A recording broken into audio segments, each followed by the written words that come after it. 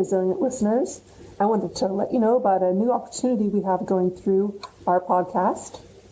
I don't know if you've ever heard of Instacart. Their slogan is "You choose, we shop, and we deliver." Sometimes I find deliveries so much easier because of where my location is in the country, and that might be the same for you.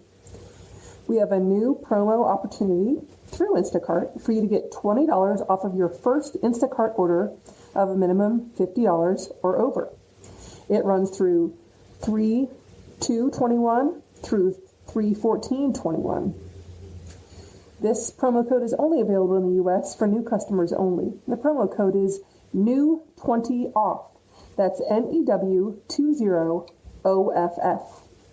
It's so useful for those weeks when you just can't find the time in your week to make it to the grocery store. Now, there is a short disclaimer. This only ends 3/14/21, and while supplies last. Terms do apply, and if you do get Instacart through using the promo code NEW20OFF, I do get a small compensation. Thank you. So today, I'm kind of excited, but also a little bit nervous, because I don't often talk about my personal experience having brain injury. But I thought that it was important for me to share because I'm really learning the power in being vulnerable. So today I was going to share with you guys my 3 tips for living well with brain injury. This is going to be a series. I feel like that's a positive way to spread change, and I would love for you guys to email me your tips for living well with brain injury or with chronic illness. And you can email me those at resilientpodcastmail@gmail.com.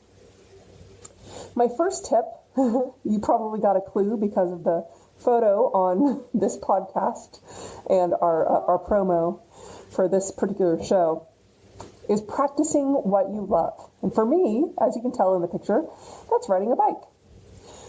One of the things that I love to do is ride my bike. Am I not really super coordinated? Yeah, sure. You got me. Am I not real fast? Also true. But I have fun with it. And this tip is actually kind of a multi-part one, because it's also about adapting things to your needs. Because of my brain injury, I was unable to drive a car. At the beginning, of course, I was 15 when I had my brain injury, so I had my permit, which is what we get here in the United States, before we get our license. And I was in recovery and in the hospital and surgery for virtually the whole next year. So driving wasn't really an option. After my recovery then, I lived in a small city and I could pretty much take the bus wherever I needed to go. So again, my life wasn't really impacted by not being able to drive. But after we moved to a smaller town, I needed a new way to get around since we didn't have a regular bus system where we lived. And like a lot of people with brain injury, I have balance issues. I sometimes even when I'm walking. But I decided instead of a 2-wheel bicycle, in order to give me a sense of freedom, I decided to buy a 3-wheel trike. Balance then was no longer an issue. It took the 2-mile walk down to being a manageable exercise instead of a long slog. It gave me that freedom I'd always envied in other people who drove cars. It got me to the library. It got me to restaurants, to doctor's appointments. I could buy milk and eggs, all with my nice big basket in the back. It even worked once I had kids. I needed to go outside. You know, those moments when you have littles, it's so hard to find any time for yourself. And so the freedom for me of being able to ride a bike and go out of my house was really unparalleled. I was so thankful for that bike. I put a trailer on it, and with that trailer we hauled kids, groceries, and we even took our pets to the vet. Then as my autoimmune disease got worse, and I didn't have any answers for how to help with it, I relied more and more on that bike, even as it became harder physically for me to do so. And this is where the adaptability part comes in. We saved up for a while, and I got my trike motorized. My bike has an assist motor, which means I can use it as much or as little as I like. And it's funny because it's a European company, and European listeners, you will know this, but unfortunately, I don't have a great education in the metric system. So it only goes in kilometers. So it goes about 30 kilometers per hour. So I can go kind of fast if I want to. But it's something that I still love to do now that I drive. I still ride my bike all the time. So practicing what you love is my first tip. Find your thing. It might not be riding a bike. It could be anything. But something that you may have done before or may want to do to give yourself a new sense of freedom. I encourage you to practice what you love and see if you can get some more of that into your life for my first tip. For my second tip, this one's a tough one. And it requires a lot of practice, but it's to give yourself grace. What does giving yourself grace look like for you? I'm not talking about that in a religious type way, but more so giving yourself the freedom to fail and forgiving yourself when you don't do things as perfectly as you would like to. I don't know about you, but one of my problems being brain injured and also more probably just being stubborn is that I hate being able to not do things perfectly the first time. I can recognize this in my children too, so maybe it's just a stubborn person thing, but it's really hard to not beat yourself up when you can't get things right the first time or the second time or the 10th time. But I think the important thing is that we honor ourselves for trying and to keep going.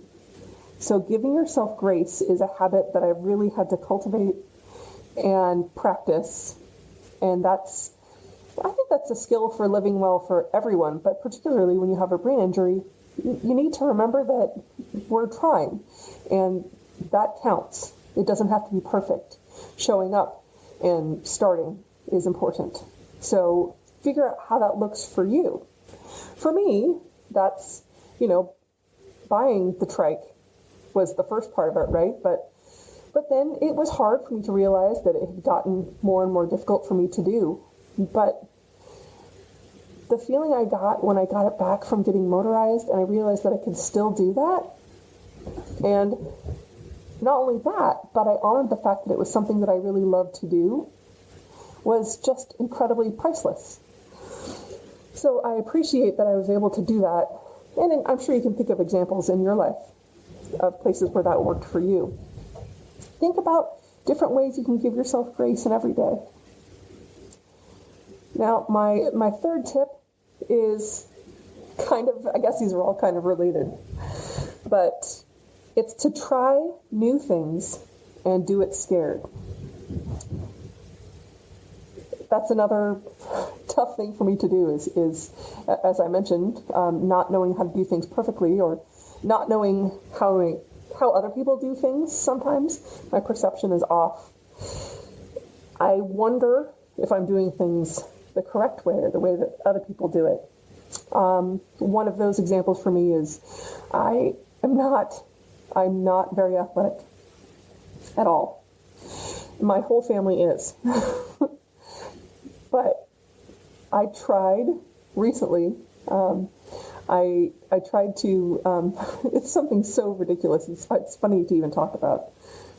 I was really afraid to catch a baseball because I was afraid that I would get hit in the face and it would hurt me, or that I would drop it and look dumb.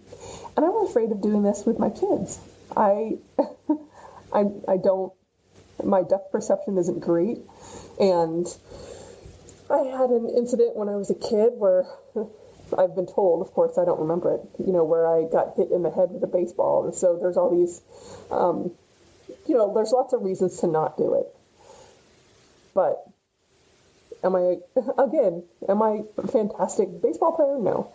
But I was able to kind of push through that fear and throw a baseball with my kid. And that was really great. That was amazing.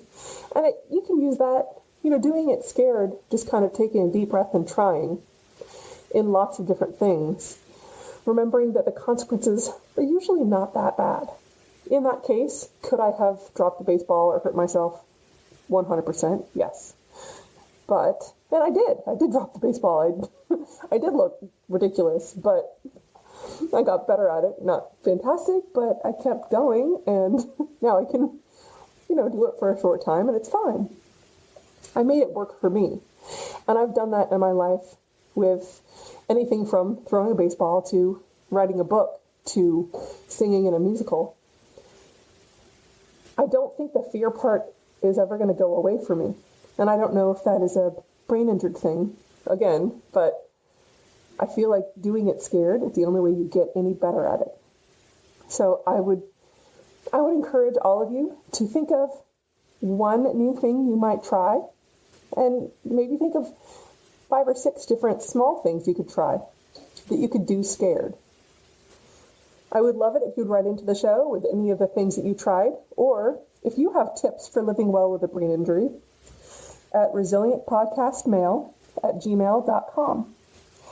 Thanks so much for listening today. This one, even though it's a lightheartedly told, it's a little bit hard to talk about. So I appreciate you listening, and I'll talk to you next time.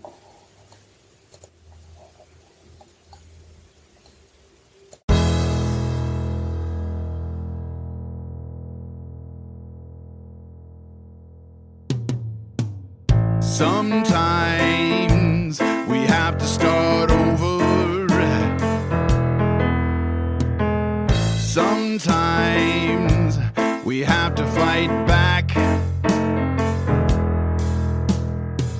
Sometimes it's all too much. Lost inside the black. Our stories are brilliant. We are resilient. Our stories are brilliant. We are resilient.